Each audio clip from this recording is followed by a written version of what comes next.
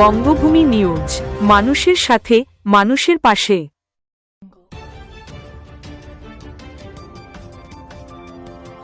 এক গৃহবধূকে মেরে ঝুলিয়ে দেওয়ার অভিযোগ উঠল শ্বশুরবাড়ির লোকজনের বিরুদ্ধে।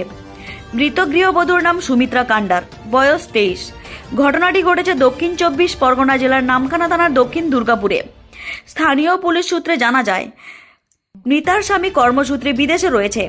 হঠাৎই সকালে ওই গৃহবধূকে নিজের বাড়ির ভেতরে ঝুলন্ত অবস্থায় দেখতে পায় পরিবারের লোকজন। তৎক্ষণাৎ পরিবারের লোকজন চিৎকার শুরু করে দেয়। তাদের চিৎকার শুনে ছুটে আসে প্রতিবেশীরা পৌঁছে খবর দেয় নামখানা থানায়।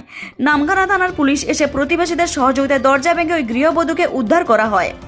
এরপরে নিয়ে যাওয়া হয় দারিকনগর গ্রামীণ হাসপাতালে। দারিকনগর গ্রামীণ হাসপাতালে নিয়ে গেলে চিকিৎসকরা মৃত বলে ঘোষণা করে। এরপরে পুলিশ দেহ উদ্ধার করে ময়নাতদন্তের জন্য কাকদ্বীপ সুপার স্পেশালিস্ট হাসপাতালে মর্গে পাঠিয়েছে। এরপরই মৃতার বাবা বাড়ির পক্ষ থেকে নামখানা থানায় একটি লিখিত অভিযোগ দায়ের করা হয়েছে। লিখিত অভিযোগের ভিত্তিতে পুলিশ মৃতার শ্বশুর, শাশুড়ি ও দেওরকে আটক করেছে। নামখানা থেকে রবীন্দ্রনাথ মণ্ডলের রিপোর্ট, বঙ্গভূমি নিউজ।